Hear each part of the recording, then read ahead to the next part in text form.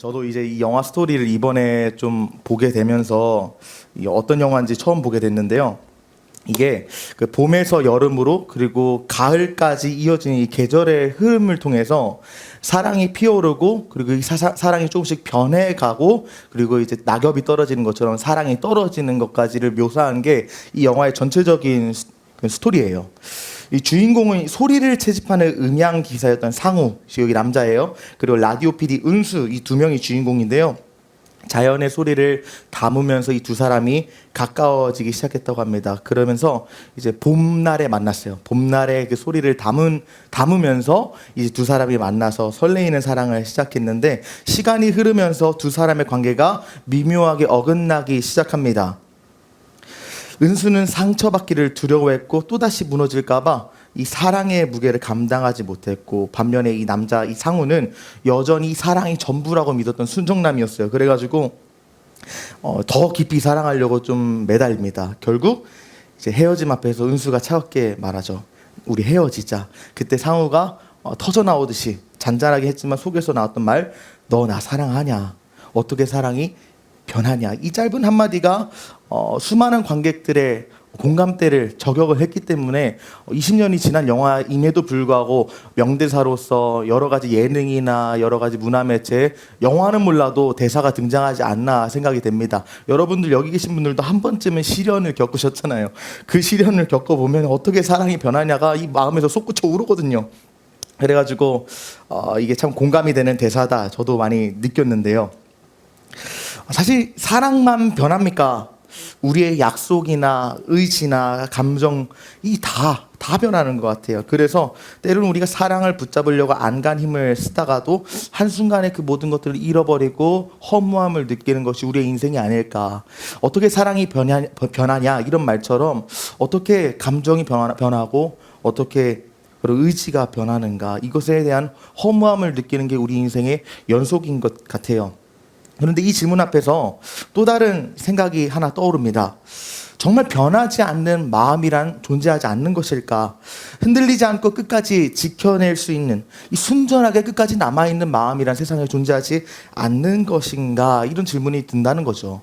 정말 세상의 모든 마음은 다 변할까?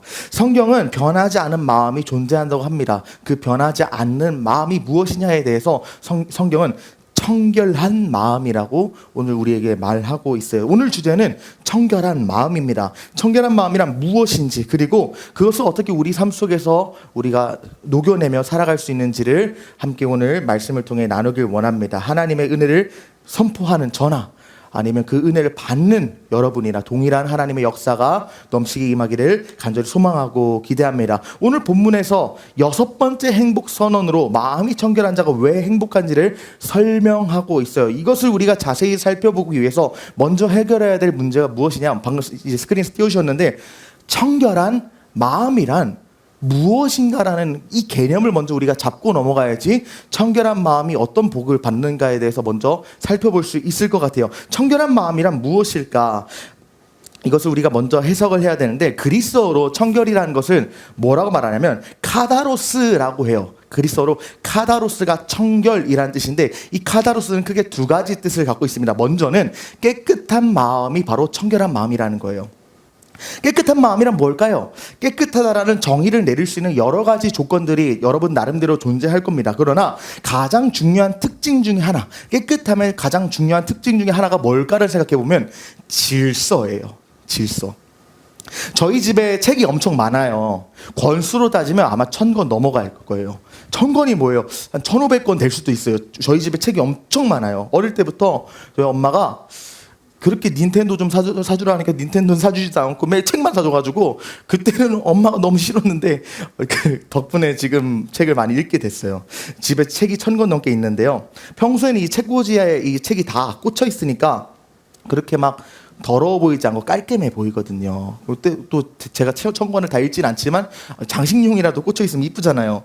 그래서 저희 집에 책 1000권이 다 꽂혀 있는데, 한동안 이제 그 보지 않는 책들 다 버리고 새 책 좀 끼려고 제가 책꽂이에서 한 몇백 권을 한 번에 쏟아냈어요.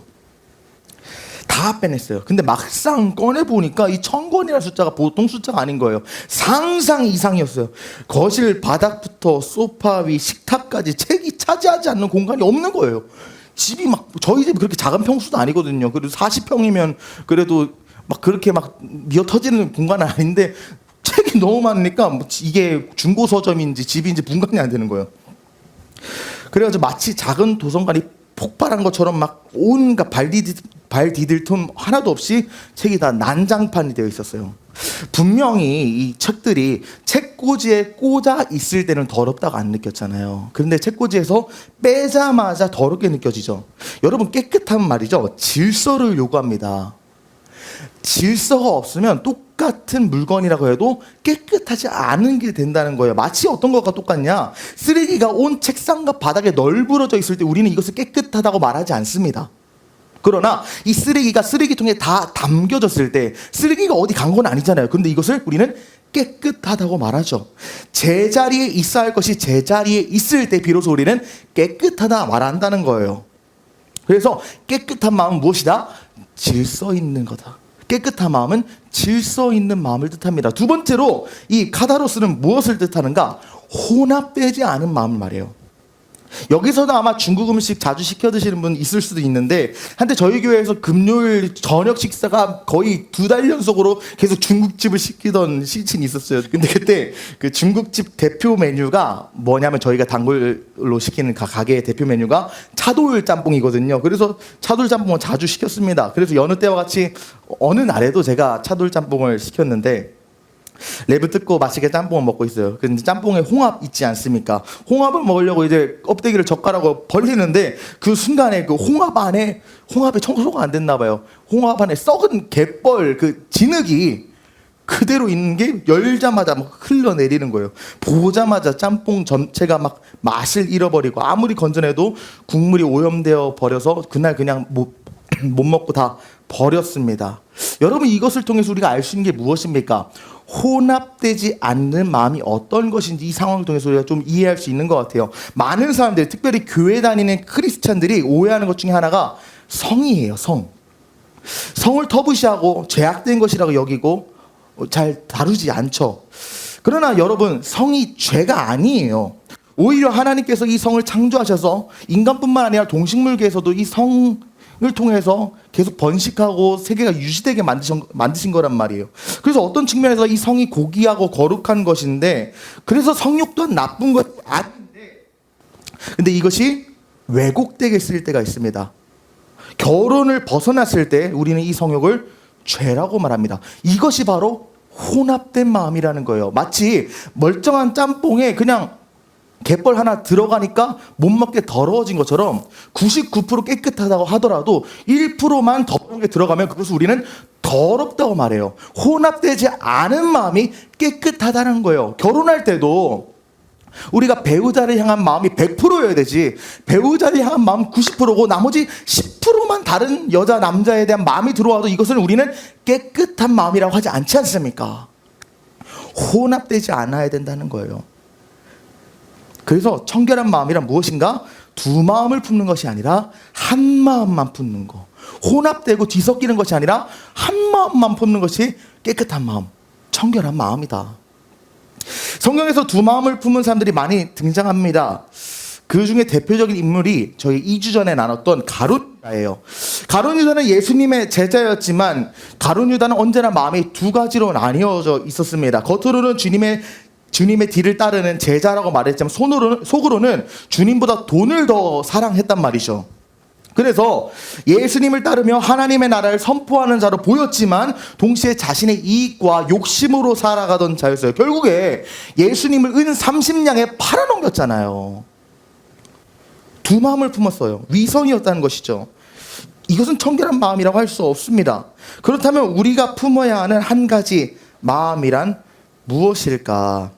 이것을 알기 위해서 우리가 한번 말씀을 더 깊이 봐야 될 것 같아요. 먼저 두 마음을 품지 말라고 하나님께서 말씀하신 것을 우리가 이 마태복음 말씀을 통해서 봐야 되는데, 한 사람이 두 주인을 섬기지 못할 것이니 혹 이를 미워하고 저를 사랑하거나 혹 이를 중히 여기고 저를 경히 여김이라. 너희가 하나님과 재물을 겸하여 섬기지 못한다 말을 하고 있어요. 쉽게 말하면 여러분 어떤 겁니까? 여러분, 이 지금 종과 주인을 지금 비유로 갖고 온 건데, 노예가 주인 두 명을 모실 수 있습니까? 이건 모실 수가 없는 거예요. 왜냐하면 A라는 주인이 있고 B라는 주인이 있는데 한 사람만이 오직 주인이 되어야 돼요. 왜냐하면 A와 B가 동시에 물을 떠오라고 했을 때 누구의 말을 들어야 합니까? 먼저 말을 듣는 자가 진짜 주인 된 자지, 두 사람에게 동시에 순종할 수 있는 능력이 우리에게 존재하지 않아요. 이것을 우리의 삶에 대입했을 때 돈을 사랑하던가 하나님을 사랑하던가 둘 중에 하나라는 거예요. 세상을 사랑하던가 하나님을 사랑하던가 둘 중에 하나다. 너희가 하나님과 재물 동시에 겸하여 섬기지 못한다. 하나 택하라. 이거 말하는 겁니다. 그래서 우리가 품어야 되는 한 가지 마음은 무엇이냐? 하나님을 향한 절대적인 마음이 필요하다는 거죠. 예수님 믿는다고 말하면서 세상 사랑하고 돈 사랑하고 하나님 찬양한다면서 세상에서 자기 드러내기 좋아하고 하나님 위해 살겠다고 말하면서 예배 때 찬양하고 기도하면서 자신의 쾌락만을 쫓아가는 삶, 이것이 바로 오늘 성경에서 가지지 말라고 말한 두 마음, 혼합된 마음이에요. 깨끗하지 못한 마음이 바로 이런 마음이라는 거예요. 그렇다면 청결한 마음이란 무엇입니까? 오늘 설교 제목과 같이 변하지 않는 거예요. 어떻게 사랑이 변하냐 물어봤을 때, 아니, 나는 하나님을 향한 사랑 변치 않는다. 끝까지 하나님을 향한 이 믿음 잃어버리지 않겠다고 결단하고 그것을 살아내는 것, 그것이 바로 청결한 마음이다. 하나님을 향한 단일한 마음, 하나님을 향한 마음이 세상과 철저히 분리된 것, 전적으로 하나님께 헌신된 마음이 바로 청결한 마음이라고 오늘 본문에서 우리에게 말을 하고 있는 겁니다. 세상의 가치와 하나님 나라의 가치를 함께 붙드는 것이 아니라 하나님 한 분만을 주인으로 모시는 사람이라는 것이죠. 다시 말해 하나님을 사랑하는 마음에 다른 것이 섞이지 않은 상태가 바로 청결한 마음이라는 거예요. 여러분에게 질문합니다. 여러분은 청결한 마음을 갖고 계십니까? 다시금 더 단도직입적으로 질문합니다. 여러분은 하나님 이외에 여러분의 주인 된 것들이 존재하지 않습니까? 무엇보다 하나님을 사랑하십니까? 청결한 마음을 가져야 한다는 것이죠. 이렇게 청결한 마음을 가졌을 때 하나님께서 우리에게 복을 주세요. 어떤 복을 주시느냐? 지난번에 우리가 팔복을 나누어서 살펴봤잖아요. 이 팔복을 살펴봤을 때 지난주에 어떤 말씀을 들었냐? 옛 언약 율법이 주는 행복은 조건부다. 이것을 지난주에 우리가 잠깐 복습을 했어요. 그래서 이 구약 이외에도 수많은 종교, 도덕, 세상의 가치관들이 너 행복하게 해줄 게 우리에게 요구하잖아요. 그런데 이 요구를 하는데 조건부라는 거예요. 너 행복하려면 이거 해야 돼. 너 행복하려면 이건 하지 말라는 요구가 따르고 그 요구에 따랐을 때만이 행복이 우리에게 주어집니다. 이것이 세상이 주는 행복이고요. 율법이 주는 행복이고요. 세상의 가치관이 우리에게 허락하는 행복이에요. 그러나 예수님이 주시는 이 복음, 새 언약에서 주는 이 팔복에서 주는 행복은 무엇입니까? 너가 행복하기 위해서 무엇을 해라가 아니에요. 하나님이 우리에게 주시는 행복은 무엇이냐? 너는 이미 예수님 안에서 행복한 자야. 선포한다는 거죠. 세상은 너가 이것을 지키지 않으면 행복을 뺏을 것이라고 겁박하지만 하나님은 여전히 부족한 우리의 삶이지만 그럼에도 너는 행복한 자다 선포하신다는 겁니다. 그러나 오늘 본문 봤을 때 좀 더 직역으로 표현하면 행복하구나, 마음이 청결한 자야, 네가 하나님을 볼 것이다 이렇게 말하는데 이것도 저번 주에 봤던 본문과 똑같이 미래형이고 조건적인 약속으로 이어져요. 이게 앞뒤가 안 맞지 않습니까? 너는 이미 행복한 자야 이렇게 말을 하지만 너 이미 행복한 자인데 마음이 청결하면 하나님 볼 거야. 이게 상충이 안 되는 거예요. 이미 행복하면 이미 행복한 거지 왜 갑자기 조건부 미래형이 따라 붙냐는 거죠. 여러분이 이것이 우리에게 상징하는 바는 분명합니다.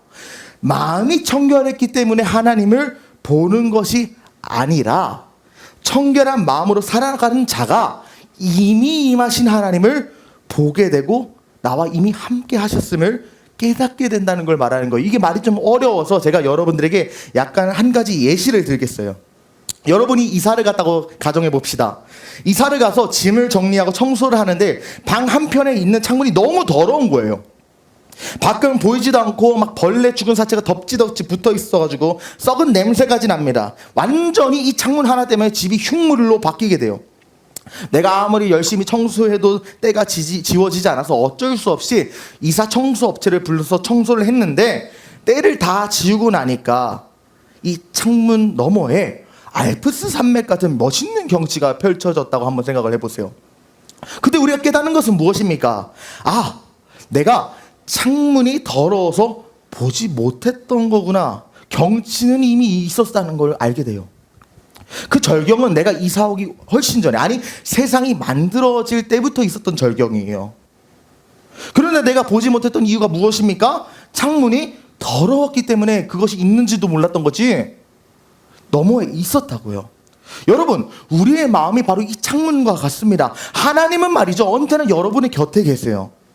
그 사랑 한 번도 멈춘 적이 없고 우리를 떠난 적이 없고 그 은혜의 빛은 항상 우리를 향해 비추고 있습니다. 그러나 우리의 마음이 세상의 때와 죄의 먼지로 덮여 있을 때 그 하나님의 영광이 보이지가 않는다는 거예요. 그런데 아무리 내가 노력을 해도 깨끗이 씻을 수 없었던 이 나의 마음의 창문, 누가 씻으셨습니까? 예수 십자가의 피가 나의 죄악된 마음을 깨끗하게 씻기셨기 때문에 그 결과로 하나님을 보게 된다는 거예요. 여기서 여러분 한번 보십시오. 우리의 노력이 들어갑니까? 마음을 씻는 것조차도 내 노력을 한 게 아니에요. 마음을 씻는 것조차도 하나님이 씻겨주신 거예요. 그래서 이미 너는 행복한 자라고 말하는 거예요. 그래서 마태복음 5장 8절에 마음이 청결한 자는 복이 있나니 하나님을 볼 것이다. 그렇다면 우리가 마음이 청결하다는 의미는 어느 정도 살펴봤습니다. 그런데 하나님을 본다는 게 어떤 의미일까? 사실 이 산상수훈 말씀은 주님께서 시편 24편을 인용하신 말씀인데요. 시편 24편을 보면 하나님을 본다는 것이 무엇인지 더 명확하게 드러납니다. 24편을 보면 야훼의 산에 오를 자가 누구며 그의 거룩한 곳에 설 자가 누구인가? 곧 손이 깨끗하며 마음이 청결하며 뜻을 허탄한 데 두지 아니하며 거짓 맹세하지 아니하는 자로다. 그는 야훼께 복을 받고 구원의 하나님께 의를 얻으리니 이는 야훼를 찾는 족속이요 야곱의 하나님의 얼굴을 구하는 자로다. 하나님을 본다는 것은 무엇을 뜻하는가? 마지막 구절 6절 뭐예요? 야곱의 하나님의 무엇을 구하는 자다? 얼굴을 구하는 자다. 하나님을 본다는 것은 하나님의 얼굴을 본다는 거예요. 그러나 여러분, 제가 여러분에게 질문 하나 할게요. 하나님은 영이세요. 하나님은 우리와 같이 육신을 가지신 분이 아니시라고요. 그런데 하나님은 영이신데 인간과 같은 얼굴이 존재합니까? 존재하지 않아요. 없으시죠. 하나님은 우리와 같은 신체 기관을 갖고 계신 분이 아니에요. 그럼에도 불구하고 이 시편을 기록한 기자가 하나님의 얼굴을 표현한다고 한 것은 무엇입니까? 비유예요. 비유. 이 비유가 상징하는 바가 뭘까? 여러분 한번 생각을 해보세요. 여러분 신체 기관 중에서 얼굴이 의미하고 상징하는 바가 매우 크다는 것을 아십니까? 일반적인 경우에 손을 보고 또는 발을 보고 그 사람이 누군가를 알아맞추는 경우는 거의 존재하지 않아요. 정말 특이한 손, 정말 특이한 발이 아닌 이상 신체 부위를 보고 맞추는 경우가 거의 없어요. 그런데 얼굴을 보면요, 그 사람이 누군지 알 수 있습니다. 얼굴을 보면요, 그 사람의 감정을 알 수 있습니다. 얼굴을 보면요, 그 사람의 처지를 알 수 있어요. 얼굴이 차지하는 그런 의미가 무엇입니까? 내가 그를 안다 라는 거예요. 심리학자 폴 에크먼이 한 가지 실험을 했습니다. 얼굴 표정이 얼마나 중요한지 유명한 연구를 했는데요. 파푸아뉴기니에서 한 부족에게 서양 사람들의 얼굴을 보여줬다고 해요. 이거는 그거 연구랑 상관없고 그 연구의 일환의 사진인데, 이 부족이 서구 사회랑 한 번도 접촉한 적이 없었어가지고 서구 사회의 영화나 사진이나 어떠한 매체를 접촉한 적이 한 번도 없었습니다. 그래서 서양 사람들이 어떤 표정을 짓는지 어떻게 생겼는지도 모르는 부족이었어요. 근데 그 부족에게 이 서양 사람들의 얼굴을 하나하나 보여줬는데 그 사진 속 인물이 행복한지 분노했는지 슬픈지 두려운지를 한 번에 정확하게 구별했다고 합니다. 이 실험을 통해서 우리가 알 수 있는 게 뭐냐? 얼굴 표정이라는 게 단지 문화적으로 배운 신호가 아니라 인류가 보편적으로 통하는 수신호구나. 그래서 우리가 바디랭귀지라고 하지 않습니까? 다시 말해서 얼굴을 보면 그 사람이 누구인지 어떤 마음 상태인지를 알 수 있다는 것을 입증한 거예요. 얼굴을 본다는 것은요, 다시 말하지만 그가 누구이고 어떤 마음을 품었는지를 알 수 있는 통로가 된다는 거예요. 손만 보고 그 사람의 감정이 어떤지 알 수 없습니다. 발만 보고 그 사람이 어떤 상황이 있는지 알기 힘듭니다. 그러나 얼굴을 보면 그 사람이 초조한지 기쁜지 행복한지를 단번에 캐치할 수 있다는 것이죠. 이것이 얼굴이 상징하는 바인데, 그렇다면 하나님의 얼굴을 본다는 것은 무엇을 상징합니까? 내가 하나님이 어떤 분이고 그분이 나를 향해 어떤 감정을 품으시는지를 알게 될 것이라는 것을 시편 기자가 지금 말하고 있는 거예요. 할렐루야! 이것은 엄청나게 놀라운 일입니다. 왜냐면요, 여러분 한번 생각을 해보세요. 우리 불신자들도 다 아담과 하와 이 이야기를 보면, 에덴 동산에서 아담과 하와가 죄를 짓고 타락하자마자 가장 먼저 했던 일이 무엇인지 아십니까? 하나님의 낯을 피하는 거였어요. 하나님의 얼굴을 피하는 거였다고요. 죄로 인해서 하나님과의 관계가 단절됐을 때 처음 드러나게 된 일이 하나님의 얼굴을 못 보는 것이었다고요. 그런데 이제 하나님의 얼굴을 본다고 말합니다. 그분을 알게 됐다는 거. 이건 뭘 상징합니까? 에덴 동산에서 아담과 하와의 죄 때문에 끊겼던 하나님과 나의 관계가 회복됐다는 것을 상징하는 거예요. 얼굴을 본다는 것은. 마음이 청결한 자는 하나님과의 관계가 회복된 것을 경험하게 된다는 것이죠. 하나님이 어떤 분이시고 그분이 나를 향해 어떤 계획을 품었는지를 알기 위해서는 마음이 청결해야 된다는 거예요. 이전에는 하나님께 나가는 것이 두렵고 떨리는 일이었지만 이제는 하나님 앞에 담대히 설 수 있게 된다는 겁니다.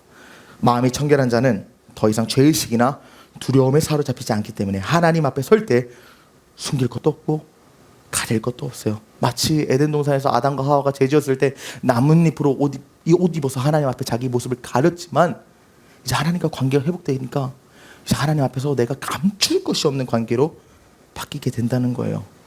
그렇기 때문에 여러분, 이 교회에 나왔을 때 내가 하나님 앞에서 이렇게 무너졌는데, 내가 하나님 앞에서 이렇게 좌절하고 실패했는데 절대자신 하나님이 나를 받아주실까? 라는 질문이 들어도 받아주신다는 거예요. 내 실패한 모습 그대로 하나님이 용납하신다는 거예요.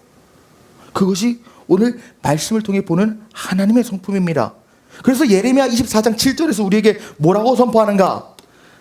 내가 그들에게 한 마음을 주어 나를 알게 하리니 그들은 내 백성이 되고 나는 그들의 하나님이 될 것이다. 하나님과의 관계가 회복돼서 하나님을 알게 되고 내가 하나님의 백성이 된다면, 하나님이 나의 삶을 책임져 주시는 나의 하나님이 되신다면, 아버지가 되신다면 고난 속에서도 하나님의 뜻을 볼 수 있습니다. 실패 속에서도 하나님이 내 삶을 실패를 사용하셔서라도 완성시킨다는 기적의 섭리를 볼 수 있어요.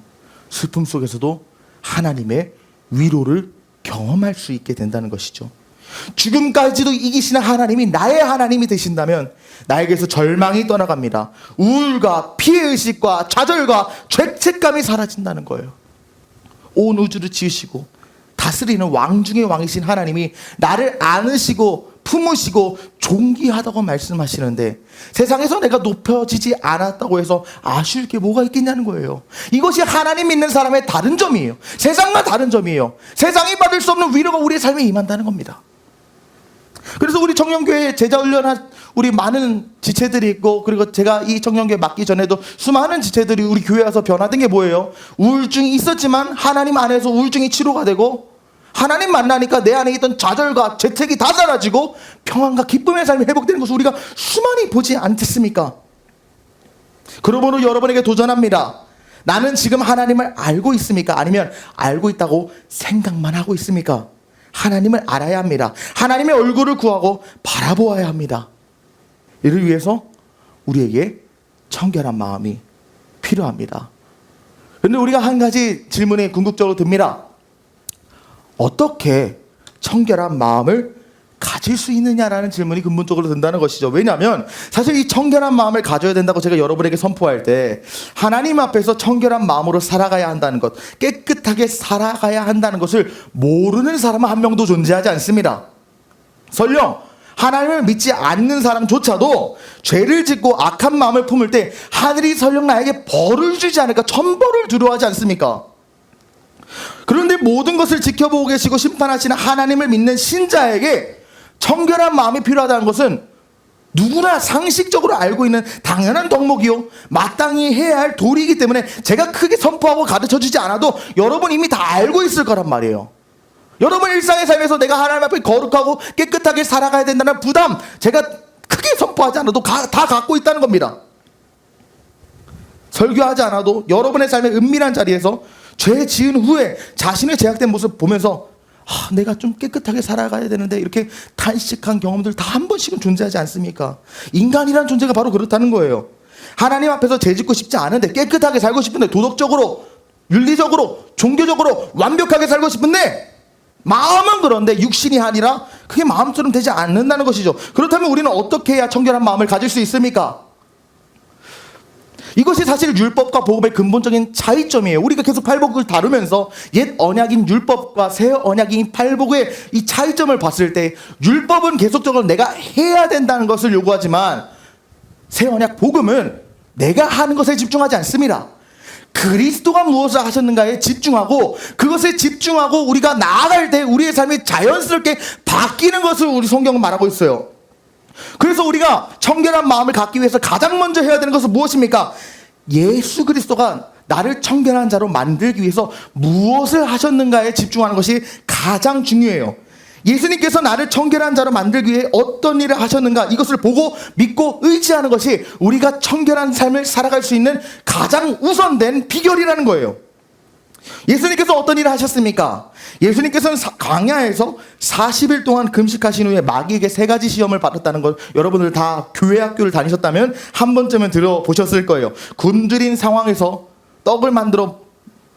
돌을 떡으로 만들어 먹으라는 시험도 겪으시고, 성전 꼭대기에서 뛰어내려서 하나님의 능력을 증명하라는 유혹도 받으시고, 세상의 영광 다 줄 테니까 마귀에게 절하라는 유혹도 받으셨습니다. 그러나 예수님은 자신의 욕구를 위해 능력을 쓰지도 않으셨고, 하나님 아버지를 시험하지도 않았고, 세상의 권세와 타협하지도 않았습니다.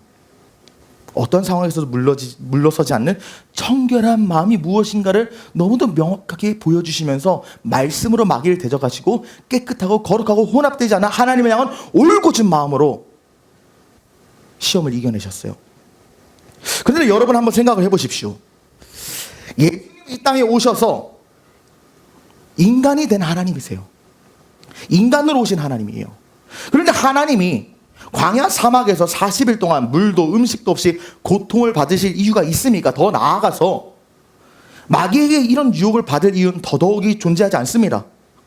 그런데도 불구하고 예수님께서 인간과 동일하게 물과 음식이 없는 고통을 느끼시고 마귀에게 유혹을 당하신 까닭은 무엇입니까? 예수님께서 우리에게 한 가지 선물을 주기 위함이었어요. 이 율법이라는 건 말이죠, 결국에 무엇을 하라는 것을 요구하고 무엇을 하지 말라는 것을 지켜야 되잖아요. 예수님께서 자기가 온전히 율법을 다 이루시고 성취하셨을 때 받는 복, 구원의 복 있잖아요. 그리고 우리도 율법을 다 지키지 못했기 때문에 어김으로 말미암아 받는 벌이 있잖아요. 그것을 교환하시려고 했던 거예요. 예수님이 인간의 대표로서 완전한 순종을 이루시고 그 순종을 우리에게 주려고 했다는 거죠. 이래서 그런 관점에서 봤을 때 이 광야의 시험이라는 것은 단순히 예수님 개인이 도덕적인 승리를 했다는 것을 말하는 사실이 아닙니다. 아담이 실패한 자리에서 우리 인류를 대표하여 승리하신 사건이에요. 그분의 순전한 마음이 십자가에서 전가됐습니다. 하나님 앞에서 깨끗한 마음의 사람으로 우리는 그래서 인정받게 된다는 거예요. 쉽게 말하면 십자가에서 예수님의 순종으로 인한 언약의 축복이 우리에게 임하고, 우리의 언약의 불순종으로 인한 모든 저주가 십자가에서 예수님께 다 넘어갔다는 겁니다.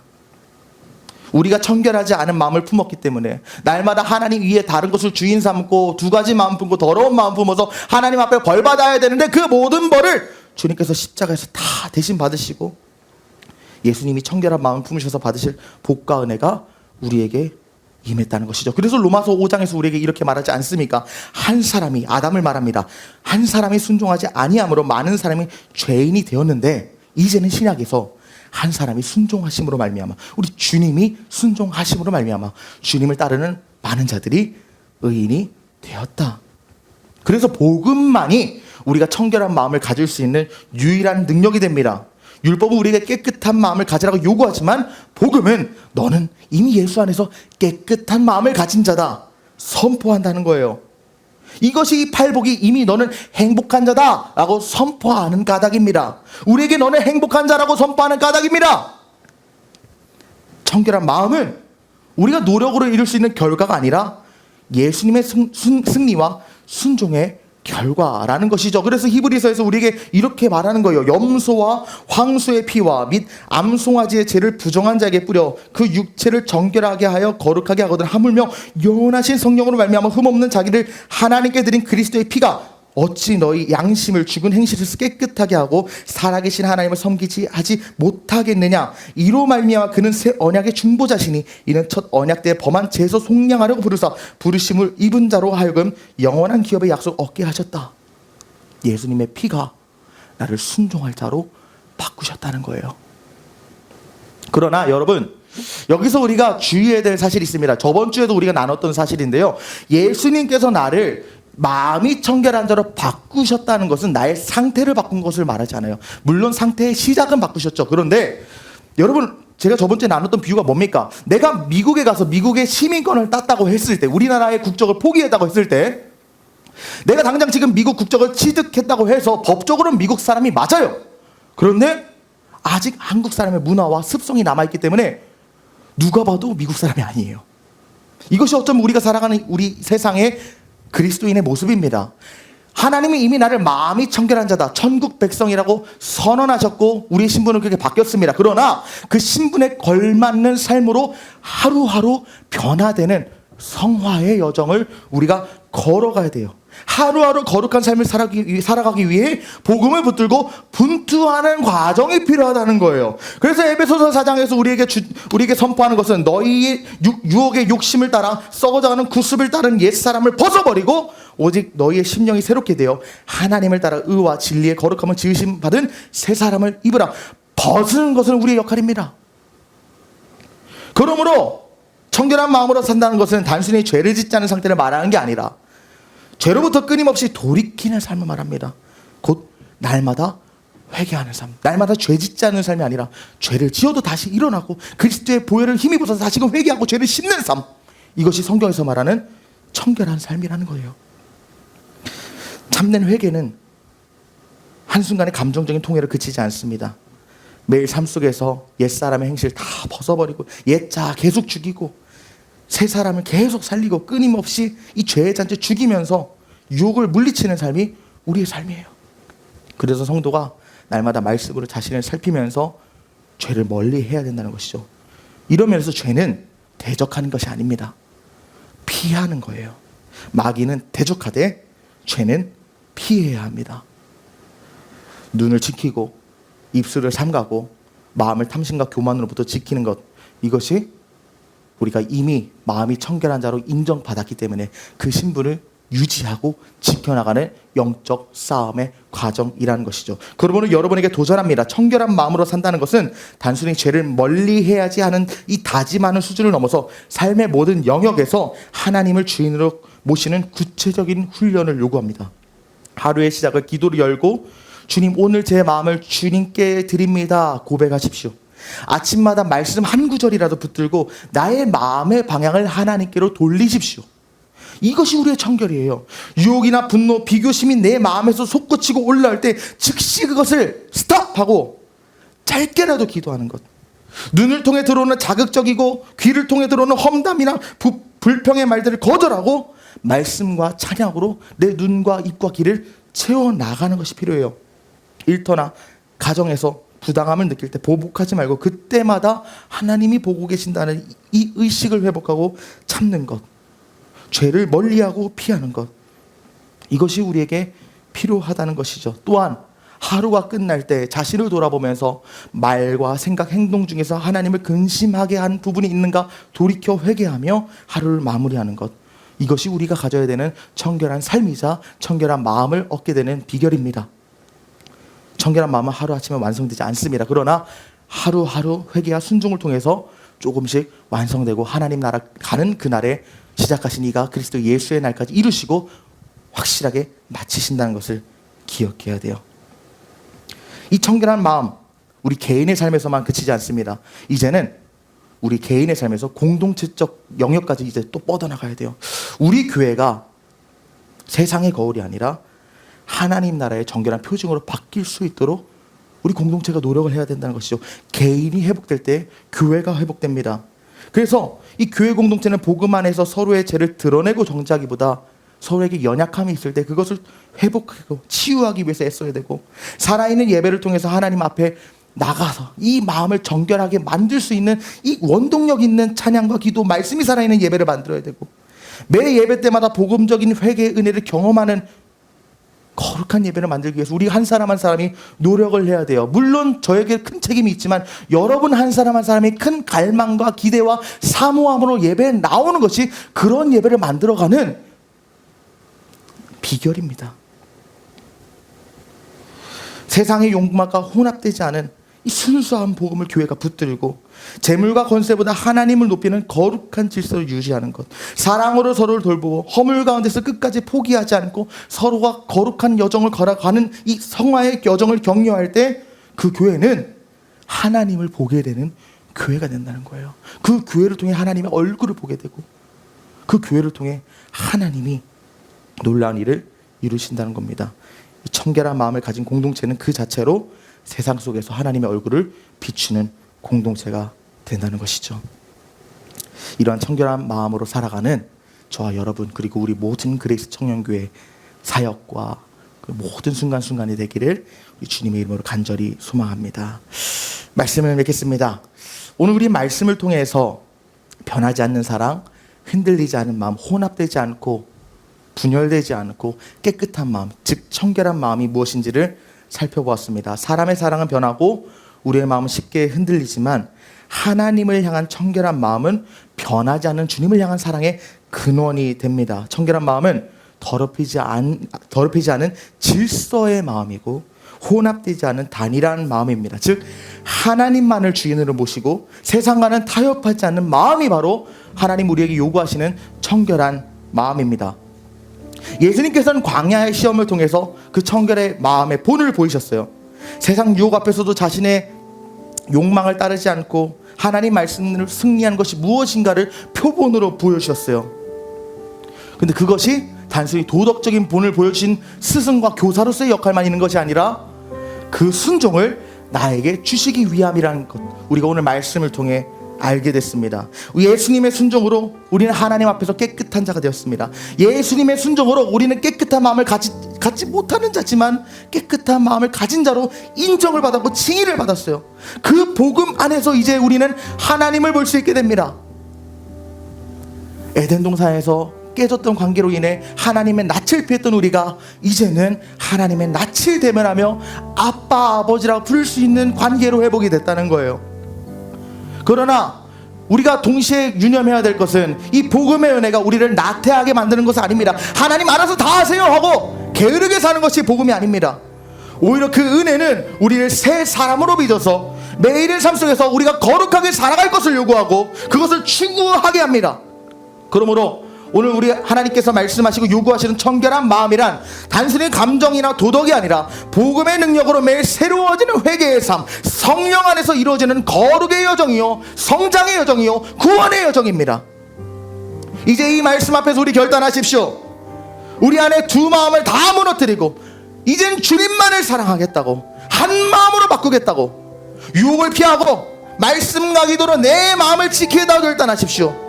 우리의 삶이 거룩한 질서로 세워져서 하나님을 보는 인생, 하나님의 낯을 대면하는 인생이 될 수 있기를 우리가 간절히 사모하고 그것을 위해 살아가야 된다는 겁니다.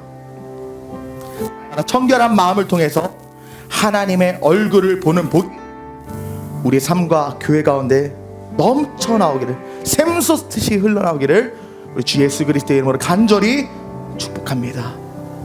우리 한 가지 찬양 부르고 오늘 기도하길 원합니다. 우리 정결한 마음 주시옵소서. 우리 찬양하고, 오늘 특별히 성찬주일인데요, 우리 성찬 제정하실 때 주님께서 뭐라고 말씀하셨습니까? 너희가 먼저 회개하고 합당하게 이 떡과 잔을 받아 먹으라고 하셨어요. 청결한 마음을 요구하신 거예요. 그러나 그 청결한 마음 어떻게 생깁니까? 주의 복음을 통해서, 보혈을 통과할 때 그 보혈이